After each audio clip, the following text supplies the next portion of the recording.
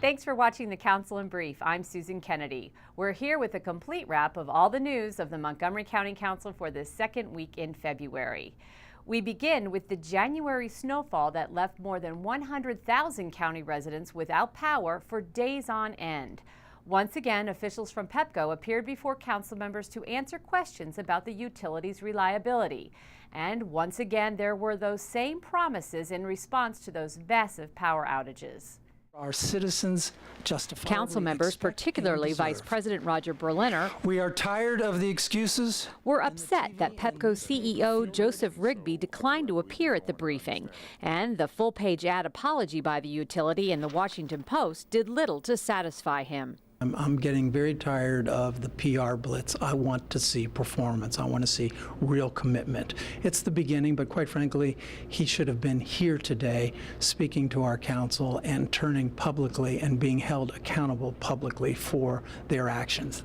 The council hammered away at the PEPCO A-team, as they refer to themselves. We're not where we want to be, meeting our customers' expectations. Demanding answers as to why these storms seem to paralyze the region's power supply. We've had this conversation. It's a Groundhog Day experience, isn't it? You have a rate structure that virtually guarantees you a rate of return.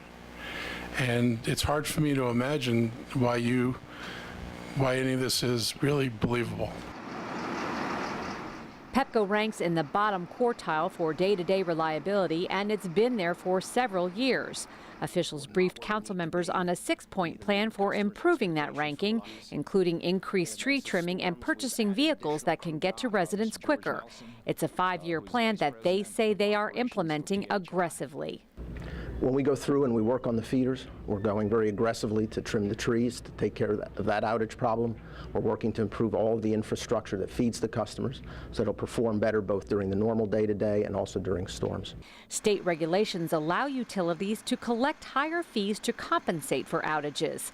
Councilmember Berliner thinks that money should be returned to customers. PEPCO doesn't have the authority to pass these costs on to ratepayers. That's the job of the Maryland Public Service Commission. And my hope is that the Maryland Public Service Commission looks very carefully at determining how much ratepayers pick up and how much shareholders pick up. Because quite frankly, shareholders have fared a lot better than ratepayers have in our community. Also this week, the council received a briefing from the Office of Emergency Management and Homeland Security on the January 26 storm event and the coordinated county response. That storm left 6 to 12 inches of heavy snow and brought traffic around the county to a virtual stop for hours. Councilmember Phil Andrews told us what kind of job he thinks the county did. I think our fire and rescue personnel, our police personnel, the folks that clear the streets of snow, health and human services people helping people who needed shelter, I think they all did a great job.